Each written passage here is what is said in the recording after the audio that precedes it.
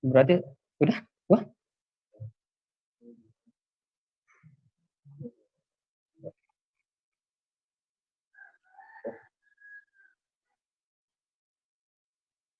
Dia?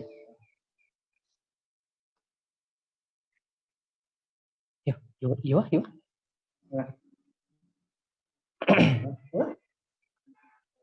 Oke, baik. Assalamualaikum warahmatullahi wabarakatuh. Waalaikumsalam warahmatullahi wabarakatuh. Kali ini 3 PPNH 15 sudah mengadakan kajian online yang ke-8.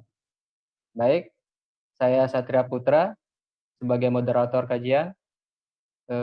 Di sini saya bersama Akhi Pandu sebagai pemateri. Bagaimana kabarnya Akhi Pandu? Alhamdulillah khair. Antum gimana, Ustaz? Khair.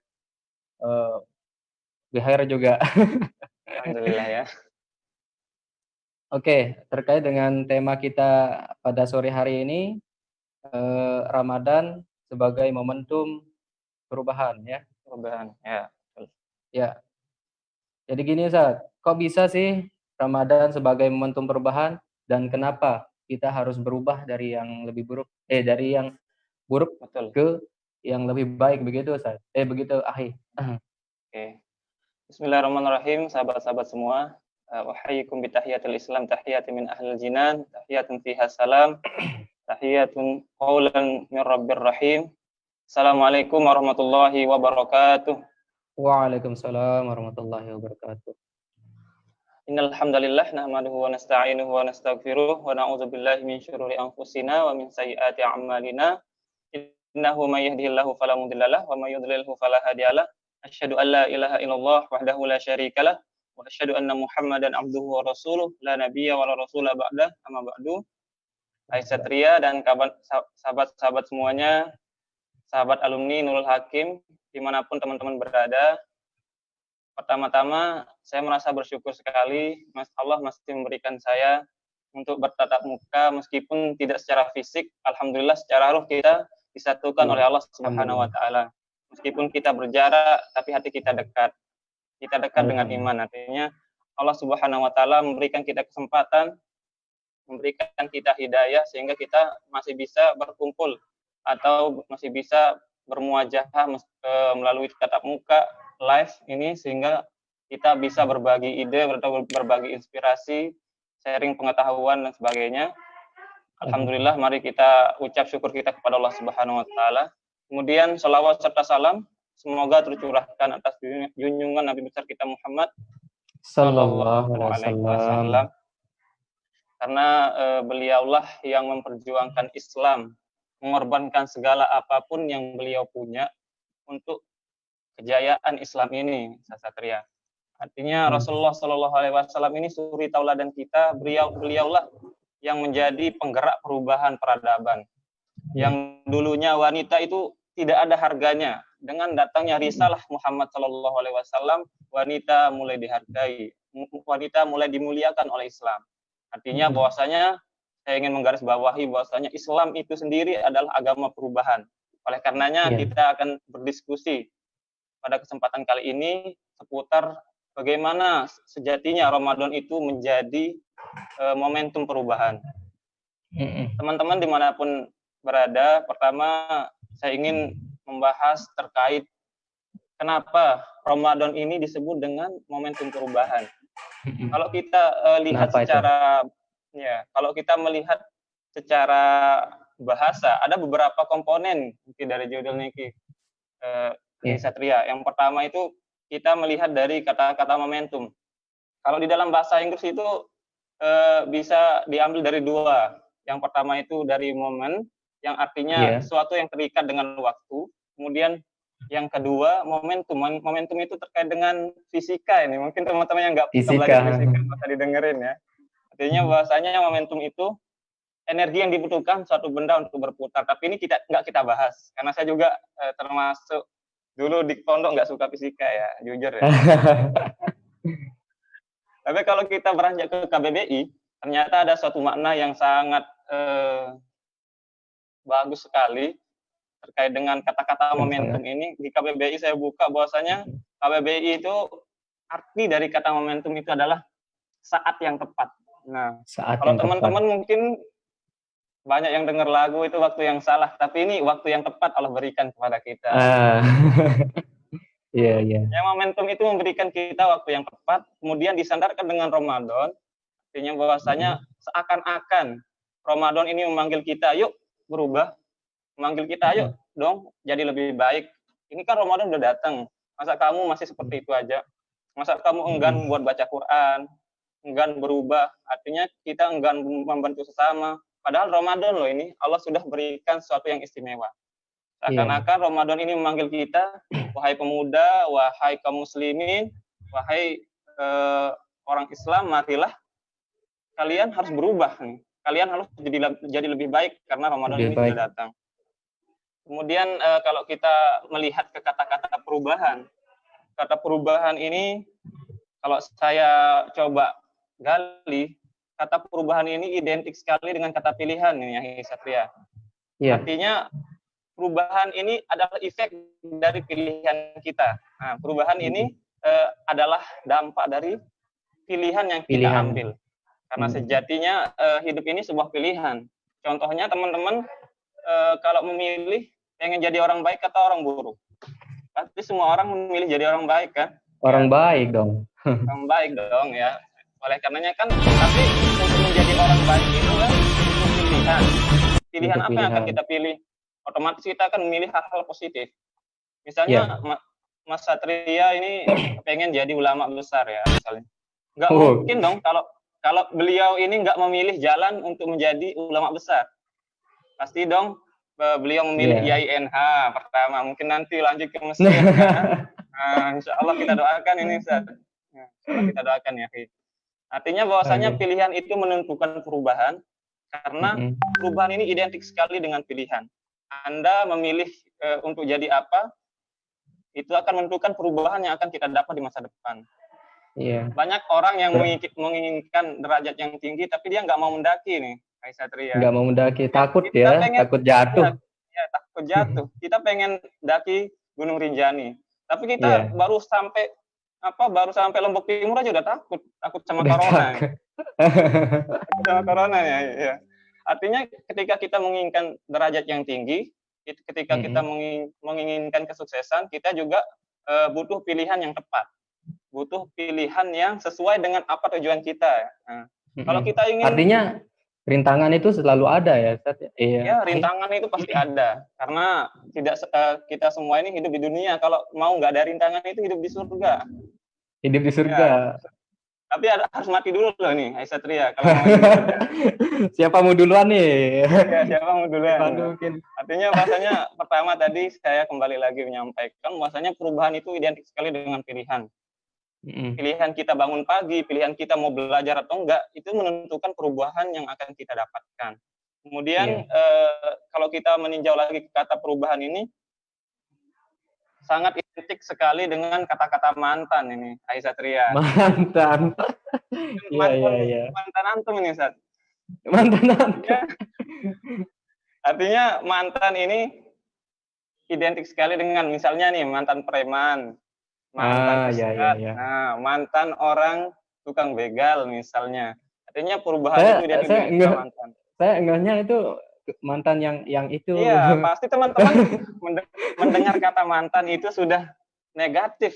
Padahal mantan itu memiliki dua arah ya. Pertama itu ya bisa diartikan positif. Misalnya mantan preman, sekarang jadi ustadz. Banyak itu terjadi. Contohnya Ustadz Uji lah dulu kan. Beliau itu mantan preman. Ya. Nah, sekarang juga banyak juga kebalikannya, mantan ustadz. Iya banyak. Banyak ini mantan ustadz ini di luar. Khususnya saya di Jogja itu beberapa kali ketemu dengan orang-orang misionaris ini. Kebetulan kampus saya itu kan punya desa binaan. Nah di situ kita sering ngajar TPA, kita sering sharing sama masyarakat di sana. Ternyata di sana itu 50-50, 50-50 orang Islam sama orang Kristen, sama orang tidak beragama. Di sana juga di samping kita kenceng juga ngadain islamisasi, mereka juga ngadain ini ngajak orang buat murtad. Nah, ternyata ketika saya mencoba telusuri oknum-oknum di balik itu semua tidak terlepas dari mantan ustadz ini, Satria. Oh. Ya, ini sungguh mengharukan ya, sungguh menyedihkan sekali kalau kita melihat ini. Artinya ketika perubahan ini identik dengan kata-kata mantan itu, jangan sampai kita memilih mantan yang salah ya. Iya. Inilah mantan yang baik, misalnya kan mantan orang nggak belajar dengan baik. Nah, akhirnya kita belajar jadi orang baik. Nah, mantan orang malas, berarti sekarang kita rajin dong.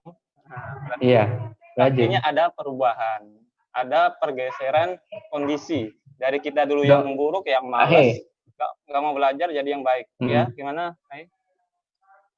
Lebih bagus dong yang mantan yang jelek seperti Ustadz Ujai tadi yang antum bilang itu, dari dari preman sampai ke ustaz besar seperti itu ya kan?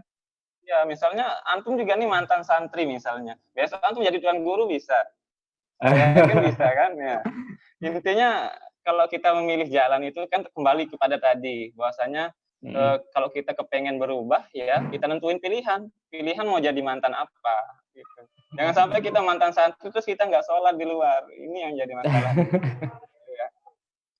Semoga mungkin teman-teman yang di sini insya Allah istiqomah ya, membawa apa yang didapatkan. Amin, istiqomah. Pelajaran-pelajaran yang di pondok supaya lebih baik ya, yang baik supaya lebih baik lagi. Iya, yang baik jauh lebih baik. Jangan sampai kita yang udah baik misalnya udah nyantri 6 tahun atau 3 tahun, ya tiba-tiba nggak sholat atau nggak sholat ya, nggak ngerjain kewajiban. Artinya itu sebuah perubahan yang ke arah yang tidak baik. Mungkin seperti itu, Mas Satria. Artinya perubahan itu harus ada pilihan seperti itu. Terkait itu nih, lalu apa aja sih pesan perubahan yang tersirat dalam perintah puasa Ramadan itu,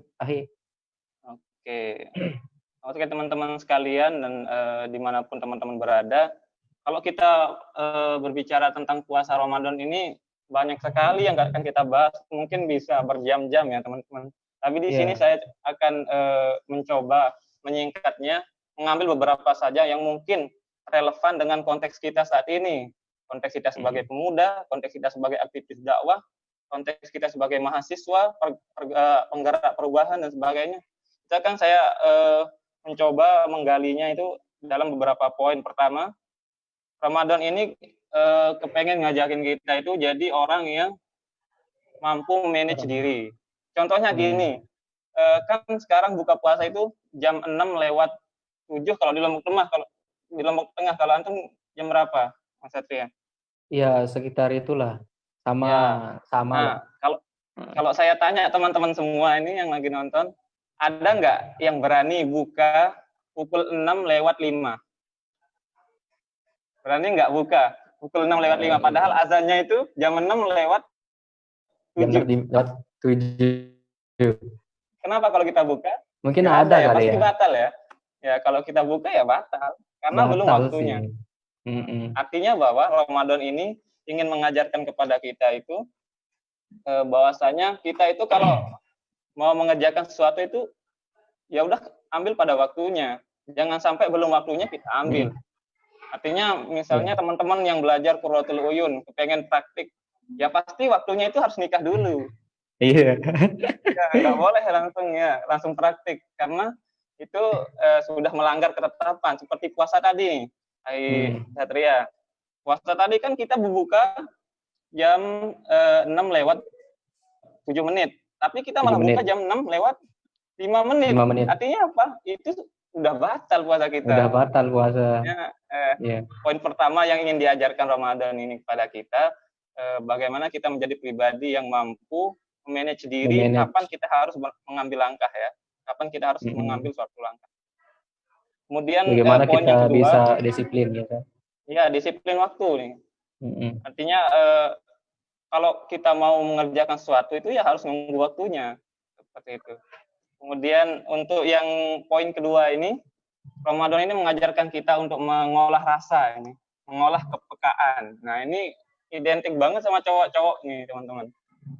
Terkadang apa ya, kalau teman-teman mungkin yang pernah pacaran itu banyak lebih paham dari saya ya. Tapi saya pernah diskusi sama teman-teman yang punya pacar. Artinya itu cowok itu identik dengan nggak peka. Benar nggak tuh, Satria? Cowok itu identik cowok itu kebanyakan nggak peka. Benar nggak, Satria? Nggak peka dalam apa itu? Ya, kalau kata teman-teman ahwat kalau di kampus itu cowok mah nggak peka. Kita udah banyak kode tapi nggak Udah peka. banyak kode, Gitu. nggak peka ya? Iya, padahal emang dasarnya wanita itu kan dia banyak kode. Dia kalau mau ngomong, ini menurut teman-teman dari psikologi ini, saya pernah diskusi-diskusi ya sama mereka. Mereka bilang kalau wanita itu emang nggak suka ngomong langsung ke to the point, pasti punya apa ya, alur cerita dulu. Punya alur cerita dulu. Ya. Bagaimana mereka? Sebaliknya kalau cowok ini ternyata to the point. Kalau kita itu to the point kan, Satria? Iya. Ya ternyata banyak kasus teman-teman yang pacaran, meskipun ini nggak boleh ditiru ya. Saya cuma pernah diskusi aja sama teman-teman yang pacaran itu, yang menjadikan mereka nggak nyaman itu nggak peka. Artinya di Ramadan ini kita diajarkan kepekaan sosial, bukan kepekaan yang itu nih, Satria. Sebagai contoh saja yang itu ya. Ya. Kalau kepekaan itu nanti dilatih itu kalau udah nikah baru dilatih. Ya, artinya bahwasanya Ramadan ini kepengen kita itu punya peka rasa, peka kepedulian, peka terhadap sesama. Alhamdulillah ini sahabat makna bagus sekali, saya dukung. Insya Allah kita doakan semakin berkembang. Teman-teman di sahabat makna ini sudah memberikan terobosan yang baik sekali, menunjukkan bahwasanya kita itu berhasil mengolah rasa atau berhasil membangun kepekaan sosial. Artinya banyak membantu teman-teman, banyak membantu masyarakat yang membutuhkan, berbagi sembako dan sebagainya. Ini menunjukkan bahwasanya kita sudah berhasil di Ramadan untuk belajar tentang kepekaan sosial. Kenapa saya katakan seperti ini? Karena selain puasa Ramadan, di bulan Ramadan ini juga ada satu ibadah khusus nih, Satria, yaitu zakat. Apa itu? Kan zakat itu interaksi antara kita dengan orang yang membutuhkan. Artinya menunjukkan bahwasanya itu kita berhak dong merasakan apa yang dirasakan oleh orang yang membutuhkan. Nah, selain dari zakat ini juga dari puasanya sendiri, kita juga kan nggak boleh makan, lapar. Artinya kita juga merasakan apa yang dirasakan oleh orang-orang di jalanan. Kita merasakan apa yang dirasakan oleh orang-orang yang kekurangan. Nah, inilah yang ingin diajarkan Ramadan kepada kita, bagaimana kita membangun kepekaan sosial. Karena kalau kita berbicara kesalehan itu nggak cukup kesalehan individu, Satria. Pernah dengar di Jogja ya, teman-teman itu sering membahas salah satu statement yang pernah diucapkan oleh Gus Mus namanya, Kiai Haji Mustafa Bisri, beliau adalah tokoh besar NU. Teman-teman yang nggak setuju NU ya nggak apa-apa, ambil ilmunya ya. Ya, ambil ilmunya aja. Beliau pernah berkata, kesalehan itu bisa dibagi menjadi dua. Pertama, kesalehan individu, artinya kesalehan vertikal, hubungan kita dengan Allah. Kemudian yang kedua itu ada kesalehan sosial. Kesalehan sosial ini hubungan antara kita dengan sesama. Bagaimana kita berbicara dengan lawan bicara kita, bagaimana kita berbicara dengan masyarakat pada umumnya. Berbeda tentunya ketika kita berbicara dengan teman sebaya, dengan masyarakat, itu diajarkan oleh Ramadan ini, bagaimana kita melatih kesalehan sosial, bagaimana kita care dengan kondisi yang ada di bawah kita, sehingga kita nanti juga terdidik menjadi orang yang bersyukur. Karena kalau kita ngitung nikmat Allah kembali lagi, nggak bakalan habis kita hitung. Meskipun lautan ini jadi sekarang masa-masanya COVID-19 ya kan? Nah, ini juga semakin mendukung nih, berkah COVID ini juga, alhamdulillah lumayan kerasa ya. Selain menimbulkan banyak sekali perubahan ekonomi, tapi sejatinya ini menimbulkan keberkahan di samping dari permasalahan-permasalahan yang ada. Mulai banyak orang yang care dengan sesama, mulai banyak orang yang sadar arti kebersihan dan sebagainya. Ini dampak dari COVID. Kembali lagi tadi bahwasanya Ramadan ini mengajarkan kita, pertama tadi yaitu bagaimana memanage diri, kedua bagaimana kita mengolah rasa, mengolah kepekaan, mengolah hati kita agar memiliki kepedulian sosial yang tinggi, seperti itu. Satria. Berarti di momentum Ramadan ini kan kita harus peka terhadap sosial kita, di bagaimana masyarakat yang ada di sekitar kita itu biar berkecukupan lah, sama seperti kita gitu kan. Baik, jadi terkait yang itu tadi, berlanjut sekarang, apa sih modal kita untuk buat menggapai perubahan itu, Ustaz? Ahi? Oke, kita lanjut ke poin berikutnya. Modal apa yang bisa kita gunakan untuk menggapai perubahan? Artinya ketika kita punya tujuan, pasti kita butuh instrumen. Misalnya teman-teman mau ke Mataram, pasti butuh kendaraan dong ya. Kita butuh kendaraan, kita butuh motor, kita butuh mobil atau apapun itu, kendaraan umum. Yang penting kita sampai pada tujuan. Seperti itu. Artinya bahasanya setiap tujuan yang ingin kita raih itu pasti butuh modal. Nah, dan untuk menggapai perubahan ini, perubahan menjadi lebih baik ini, Allah sudah menitipkan nih sama kita satu modal yang sangat besar, satu modal yang kalau kita pergunakan dengan maksimal, kita bakalan mendapatkan perubahan yang jauh lebih baik dari kita yang sekarang. Apa itu modalnya? Yaitu akal. Nah, Ibnu Maskawai pernah menuturkan bahwasanya manusia itu punya 3 kekuatan. Pertama, kuwatul akliyah, kemudian yang kedua ada kuwatul ghadabiyah, kemudian yang ketiga itu ada namanya kuwatul akliyah, ghadabiyah, sama satunya syahwat. Nah, ini 3 kekuatan yang dimiliki seseorang. Tapi saya tidak ingin membahas semuanya karena waktu kita terbatas. Saya ingin menggarisbawahi poin pertama, yaitu kuwatul akliyah. Allah menitipkan kita akal. Ya, Allah ingin menitipkan kepada kita akal, artinya Allah ingin menyuruh kita untuk berpikir. Ini loh, kamu sudah diberikan akal, kamu harus mau berpikir.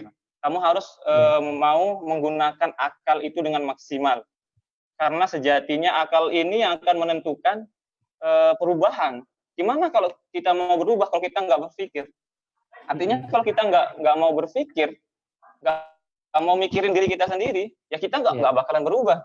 Misalnya kayak gini nih, tren sekarang nih ya Satria. Tren sekarang ini kan lagi booming-boomingnya kata-kata santuilah, ikut harus saja gitulah. Orang kuliah ya saya kuliah, orang belajar ya saya belajar, orang makan ya makan, orang nongkrong ya nongkrong, ikutin alur aja sih. Nah kayak gitu. Tapi saya ingin menyampaikan kepada teman-teman, kalau kita hanya mengikuti arus, itu sama saja kita sama bangkai ikan. Itu yang membedakan ikan dengan terombang-ambing ya. Iya, ikan yang hidup dengan ikan yang mati, apa yang membedakan? Kalau ikan hidup itu melawan arus. Iya. Dia berenang melawan arus, tapi kalau ikan yang mati ya udah mengikuti arus saja. Nah, seperti itu.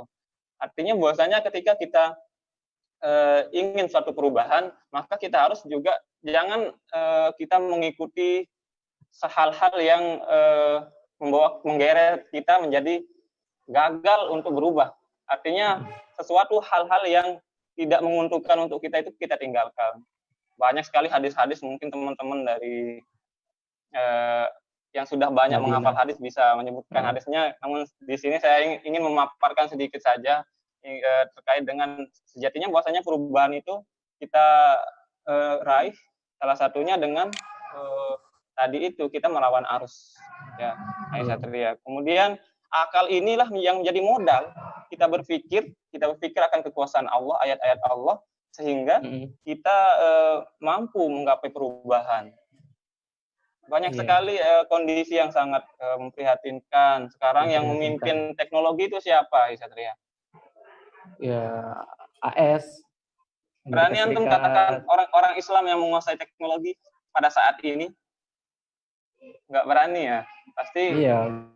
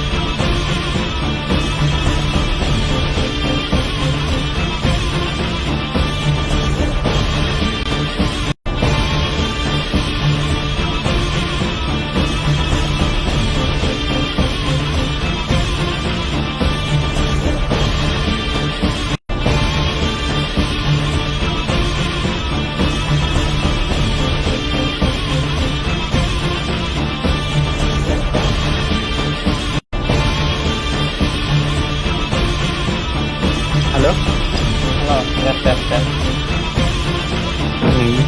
Lanjut ya, teman. Udah. Langsung nih. Gimana, Satria? Langsung. Oke, tadi kan kita udah bahas terkait dengan akal. Akal ini menjadi salah satu penentu perubahan.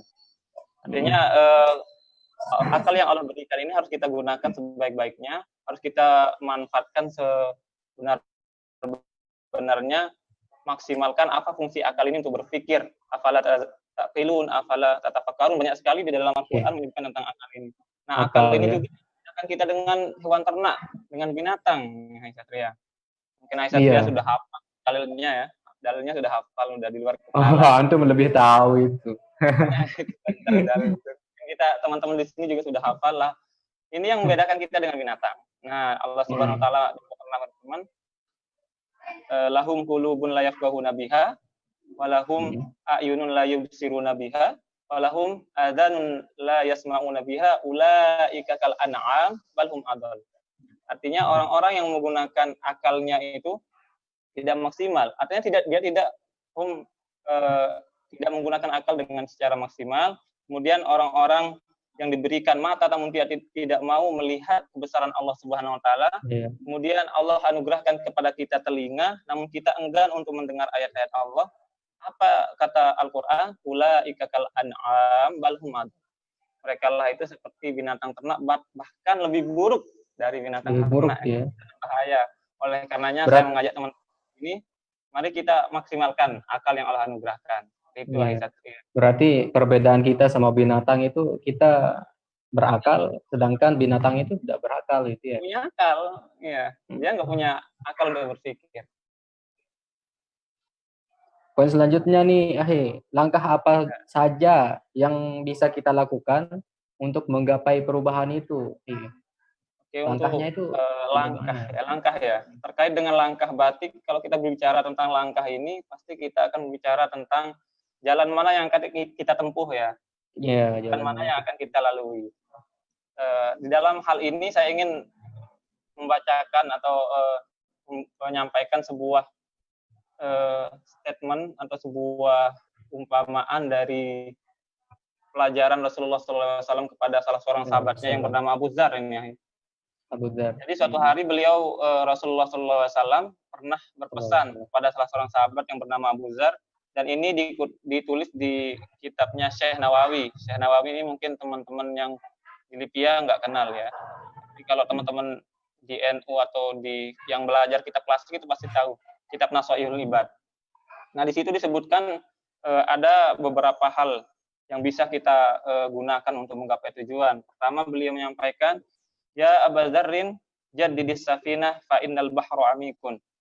Artinya wahai Abu Dzar, perbaharui kapalmu karena sesungguhnya lautan itu sangat dalam.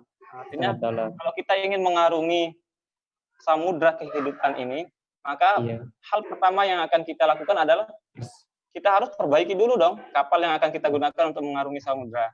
Untuk kita ibaratkan kehidupan ini dengan samudra ini ya, Satria.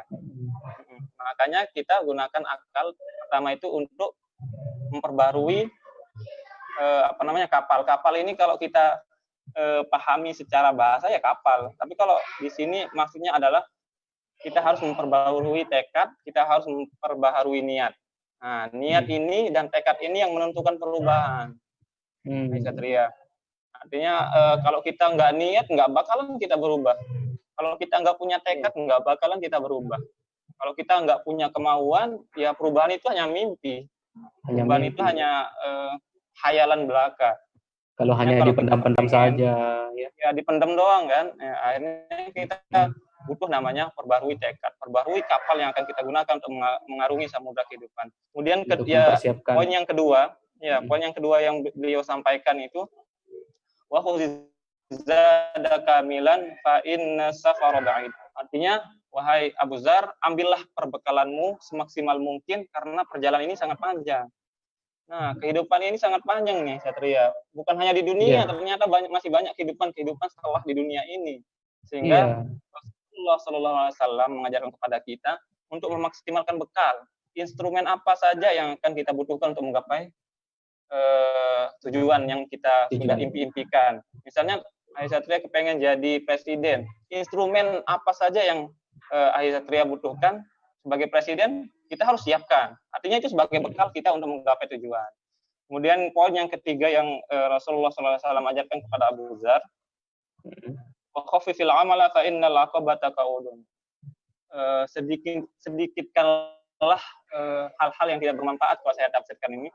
Sedikitkanlah hal-hal yang tidak bermanfaat karena itu akan memberatkan. Misalnya kita mau pergi ke pantai nih Satria, tapi malah bawa batu, bata, bawa alat-alat buat bangun rumah, ya nggak cocok. Nggak cocok dong. Ya nggak cocok. Artinya kalau kita kepengen gapai tujuan, ambil dong hal-hal yang mendukung perubahan kita, mendukung perubahan kita menjadi lebih baik. Misalnya kepengen keluar negeri, ya belajar bahasa Inggris. Kalau kepengen paham kitab, ya belajar bahasa Arab dan sebagainya. Kemudian poin terakhir, akhlisil amala fa innan naqada basirun. Ikhlaslah engkau dalam beramal karena sesungguhnya Allah itu adalah Maha melihat. Apapun yang gerak-gerik yang kita lakukan ini dinilai oleh Allah Subhanahu wa taala. Artinya ketika kita ingin menggapai satu tujuan, kita harus menimbang apakah ini sudah sesuai sama apa yang Allah gariskan atau enggak. Karena Allah selalu melihat. Jangan sampai kita keluar dari koridor, ya. Kita ingin tujuan kita jadi orang sukses, kita ingin jadi pejabat, kita ingin jadi presiden, tapi kita melanggar norma-norma agama, melanggar norma-norma yang sudah Allah gariskan. Artinya bahasanya Allah itu Maha melihat, maka kita harus ikhlas, kita harus timbang dulu bagaimana kaitannya dengan perintah-perintah Allah Subhanahu wa taala. Jangan sampai kita menabrak batasan-batasan yang Allah sudah tetapkan. Seperti itu aja. Ya, untuk poin terakhir Satria. Apa sih faktor-faktor yang menghalangi kita untuk berubah itu akhir? Ya, kalau untuk hal-hal yang menghalangi kita untuk berubah itu ada banyak sebenarnya, tapi saya ingin membahas sedikit saja di sini. Poin pertama yang terkadang yang membuat kita itu gagal dalam berubah itu, yang pertama karena kita tidak mampu memaksimalkan anugerah yang sudah Allah berikan. Misalnya kita diberikan mata untuk melihat, tapi kita nggak mau melihat buku, misalnya melihat kitab-kitab, membuka kitab itu. Allah ngasih kita telinga, tapi kita nggak mau dengar kajian, kita nggak mau dengar diskusi, kita nggak mau dengar hal-hal bermanfaat. Kemudian kita berikan kita tangan, kita nggak mau ngetik, nulis artikel, kita nggak mau kita nggak mau berbuat baik dengan tangan-tangan kita membantu sama dengan tangan-tangan kita. Artinya bagaimana terkadang yang menghalangi kita untuk menjadi berubah untuk lebih baik itu adalah kita tidak memaksimalkan anugerah-anugerah yang sudah Allah berikan. Kemudian terus yang kedua itu ini identik banget nih sama teman-teman mahasiswa, karena kita itu terkadang itu rebahan tanpa arah dan tujuan. Saya katakan rebahan tanpa arah dan tujuan? Mungkin teman-teman juga mengalami ya. Kalau saya pernah mengalami juga sebenarnya, makanya saya pengen sharing ke teman-teman. Sekarang kita kalau udah rebahan itu nikmat sekali. Akan dunia itu milik kita sendiri. Gak ada orang lain gitu kalau udah rebahan. Itu udah nikmat banget. Malas ngapa-ngapain udah itu. Tugas nggak dikerjain, apa-apa nggak dikerjain. Artinya nggak menyapa orang, udah rebahan aja. Ini yang menjadi penghalang kita untuk berubah. Berubah rebahan ini sebenarnya ada loh di dalam Al-Qur'an loh, Satria. Oh, ada ya. Ya, kalau ada yang tahu nanti saya kasih hadiah. Apa nih hadiahnya nih? Di kolom komentar untuk orang-orang tercepat yang tahu dalil dari rebahan ini di dalam Al-Qur'an, saya kasih hadiah. Nanti apa nih hadiahnya buat Insyaallah nanti saya kasih hadiah. Motivasi teman-teman nih. Ya nanti salah satu hadiahnya belum saya kepikiran ini ya Satria. Artinya bahasanya rebahan itu sendiri sudah ada loh di dalam Al-Qur'an. Tapi ada batasannya. Allah Subhanahu wa taala menyebutkan udah saya bongkar aja ya sekarang. bisa komen di surat apa, di ayat berapa itu tentang rebahan ini. Silakan buka mungkin Al-Qur'an surat Al-Imran 191 Satria. Antum sudah hafal, saya yakin antum sudah hafal. Bunyinya gini. Yang mana itu? Tentang ciri-ciri ulil albab. Allazina yazkurunallaha qiyaman wa qu'udan wa 'ala junubihim. wa ala junubihim. Artinya orang-orang yang mengingat Allah, orang-orang yang berzikir kepada Allah, kapan? Ketika dia berdiri, ketika dia dalam posisi duduk, ataukah dia dalam kondisi berbaring atau rebahan ini. Rebahan. Boleh ya kita artikan dengan kata-kata rebahan. Nanti teman-teman yang paham tafsir mohon koreksinya. Menyesuaikan sama kondisi kita. Ya, makanya kalau teman-teman yang lebih paham tentang Al-Quran dan tafsir bisa nanti kasih masukan ke saya. Siapa tahu mungkin saya salah dalam mengartikan. Kalau di Kemenak itu artinya berbaring. Nah, kalau berbaring itu ya dekat sekali artinya dengan kata-kata rebahan. Nah, artinya kalau berdasarkan ayat ini, rebahan itu ternyata boleh. Syaratnya boleh, apa? Satu syaratnya ingat Allah. Kalau rebahannya ingat Allah, insya Allah itu kan bermanfaat. Ya, jelas dengan sekali berzikir, Allah, dengan berdoa. Berdoa, hal-hal yang bermanfaat, qiyaman wa qu'ud dan wala junubihim, dan ada lanjutannya wa yatafakkaruna fi khalqis samawati wal ardh. Dan dia berpikir tentang keagungan Allah di muka bumi. Akhirnya kita sambil rebahan kita renung kepada Allah Subhanahu wa taala. Masya Allah, Allah menciptakan bumi ini sungguh indah. Allah menciptakan langit yang menjulang ke atas. Akhirnya itu akan menambah keimanan kita, maka rebahan yang kita lakukan ini akan bermanfaat. Bermanfaat. Nah, kenapa kita gagal berubah karena rebahan ini? Karena kita tadi itu rebahan kita tanpa tujuan dan arah. Jadi rebahan pun ada arah dan tujuan. Seperti itu. Hanya sekedar rebahan ya. Jangan hanya rebahan tapi nggak punya tujuan. Oke, Satria dan kawan-kawan semua, mungkin karena tetap keterbatasan waktu ya, mungkin nggak banyak yang bisa kita sampaikan ya. Kalau mungkin ada pertanyaan. Terakhir nih, Pandu, terakhir nih. Boleh. Terakhir. Boleh. Apa sih antum bisa pesan-pesan untuk para netizen nih, untuk yang masih belum bisa berubah, yang dari yang jelek ke yang lebih baik begitu, Ya, pesan-pesan untuk teman-teman yang itu. Ya, belum pesan buat teman-teman yang mungkin nggak banyak ya, karena saya juga butuh pesan, saya juga butuh motivasi, saya juga butuh dorongan untuk berubah, karena saya juga belum, kalau katakan orang baik juga mungkin belum pantas ya. Artinya, tapi nggak apa-apa, kita sharing saja. Sejatinya mungkin perkataan saya ini untuk menyerang diri saya sendiri sebenarnya ya. Saya lebih berubah untuk kedepannya. Tapi kalau kita semua nanti bermanfaat ya, bermanfaat buat kita semua, itu akan lebih baik. Nah, pertama yang ingin saya garis bawahi di sini, bahwasanya kita harus punya tekad dan tujuan tadi. Dan tekad dan tujuan kita ini diiringi dengan usaha, diiringi dengan pilihan yang benar.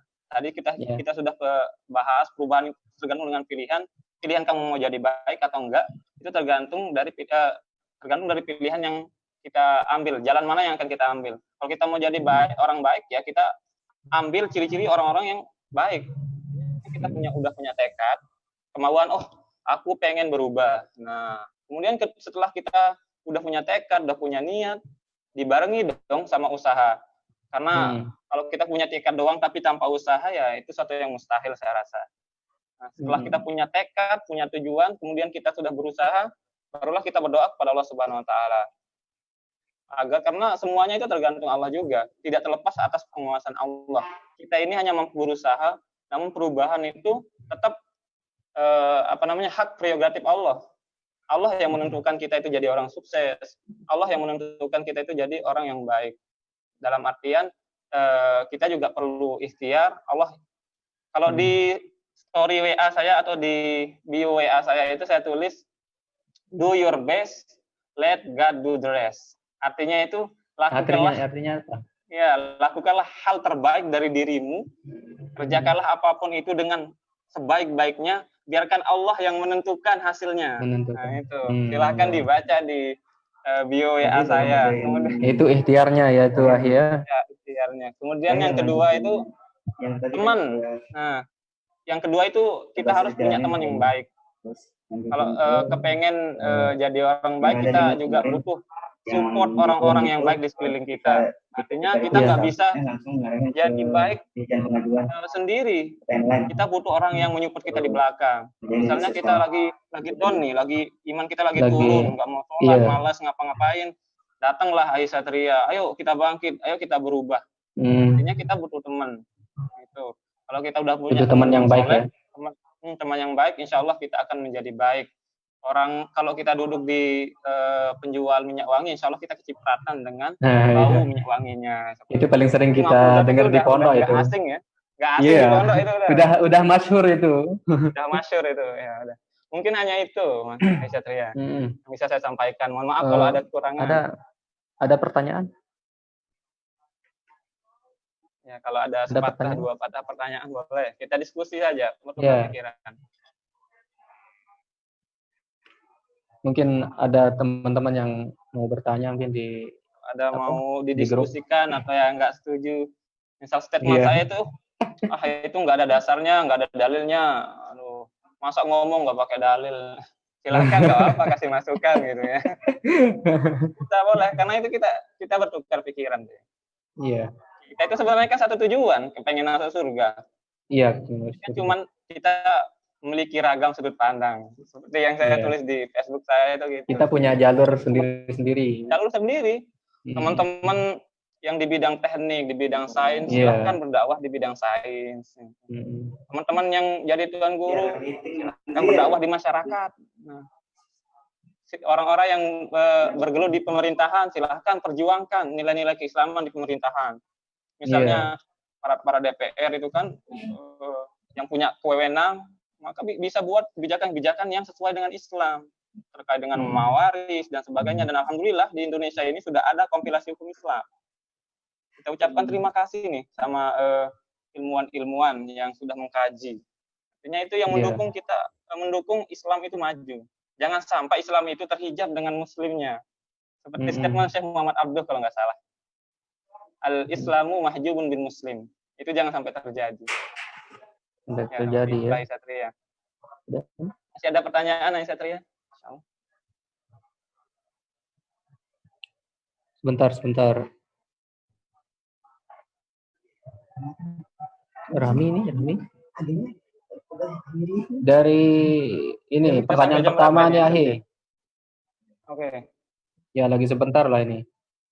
Insyaallah. Dari Ahi Rahmi, bagaimana cara memaksimalkan ibadah di tengah aktivitas di luar rumah nih Ahi? Itu bagaimana?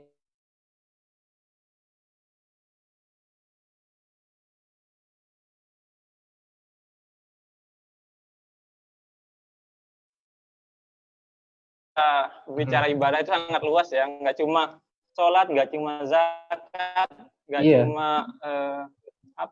nggak cuma puasa. Kalau kita berbicara ibadah itu, kalau saya pribadi ya, kalau memandang ibadah itu luas banget, Satria. Hampir semua hal yang kita niatkan karena Allah itu bisa bernilai ibadah. Iya. Kita mungkin kalau di rumah ya bisa baca Quran, bisa belajar ilmu agama, hadis dan sebagainya, bisa kita buka kembali ya kitab-kitab kita yang sudah lusuh dulu di pondok yang nggak pernah dibuka lagi, itu kita buka lagi.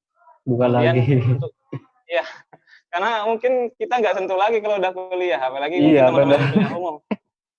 Saya rasakan sekali itu karena kebetulan saya kan kuliah umum, jadi ya megang kitab itu mungkin bisa dihitung dalam setahun.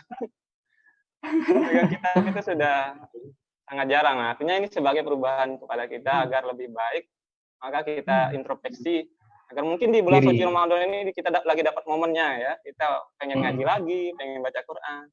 Artinya ketika kita ingin memaksimalkan ibadah di dalam rumah saja, itu banyak ibadah di dalam rumah. Sholat di dalam rumah boleh nggak? Boleh. Paling yang terkait dengan zakat mungkin yang harus menyantuni fakir miskin ya. Itu bisa kita lakukan.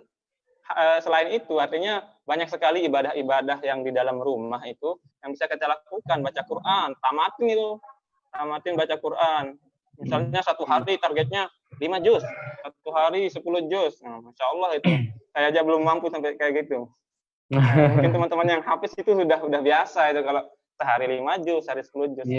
Artinya bahwasanya ketika kita ingin memaksimalkan ibadah kita di dalam rumah, artinya bukan di luar rumah, banyak sekali ibadah yang kita lakukan. Salah satunya adalah membaca Al-Quran, belajar ilmu-ilmu agama, mendalami.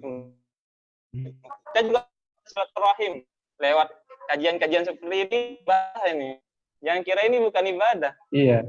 Ibadah loh ini. Kita belajar itu ibadah.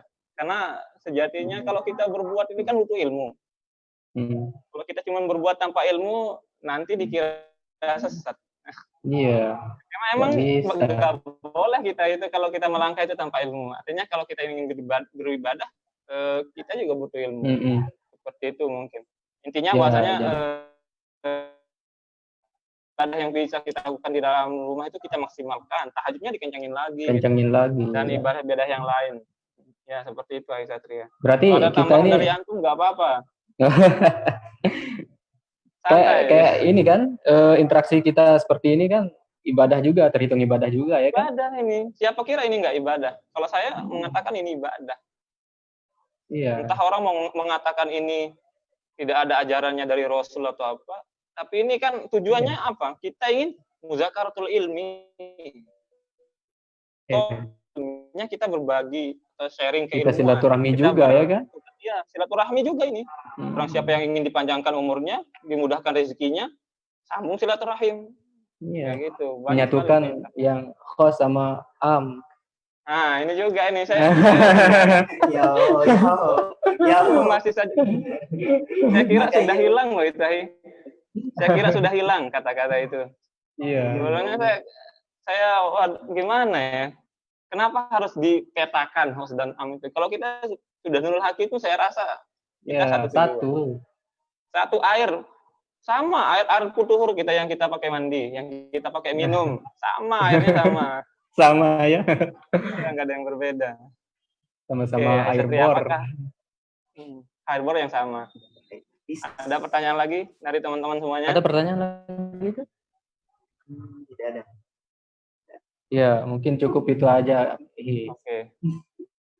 Alhamdulillah teman-teman sekalian, saya ucapkan terima kasih kepada semua pihak yang sudah mendukung ya selenggaranya kajian ini atau sharing ini. Saya tidak mengatakan ini kajian karena tidak banyak dalil yang saya sampaikan. Artinya ini adalah sharing pengetahuan. Sharing. Alhamdulillah saya juga bersilaturahim dengan teman-teman semua ini. Saya sangat senang. Sangat merasa alhamdulillah teman-teman yang di luar ini masih mau mau berbagi cerita. Teman-teman yang kuliah di Mesir, teman-teman kuliah dimanapun berada, akhirnya berbagi inspirasi. Banyak hal yang kita dapatkan dari bertukar pikiran itu, kita mendapatkan banyak hal baru. Mungkin yang sebelumnya kita nggak tahu, jadi kita tahu. Karena kita juga diajarkan kan, namanya muzakarah, muthalatul ilmi. Nah, seperti itu. Saya ucapkan juga terima kasih buat teman-teman yang sudah menonton, karena tanpa penonton pun, tanpa teman-teman juga ini nggak bakalan terselenggara, nggak bakalan ada ini kajian IKPPNH. Juga teman-teman yang bekerja di belakang layar, Mas Fata dan uti-uti yang lain, semoga Allah berikan keberkahan atas usaha antum, semoga Allah berikan kesuksesan.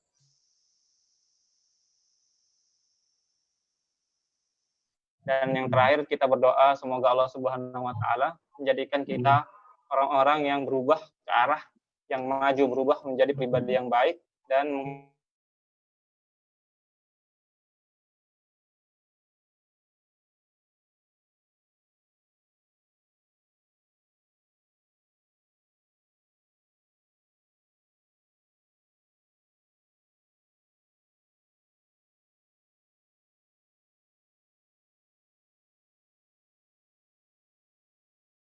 kita akhiri dengan melapaskan alhamdulillah. Alhamdulillahirabbil alamin.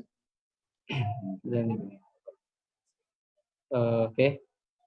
Kita akhiri ya, Pandu. Ya, siap, insyaallah. Takbir. Oh, terima kasih untuk para penonton yang sudah menonton. Jangan lupa like, subscribe juga. Ya, jangan lupa like, subscribe, share comment, channel YouTube IKPPNH. Iya. Oke, makasih Ahi, jazakumullah khair. Waalaikumsalam. Assalamualaikum warahmatullahi wabarakatuh. Waalaikumsalam.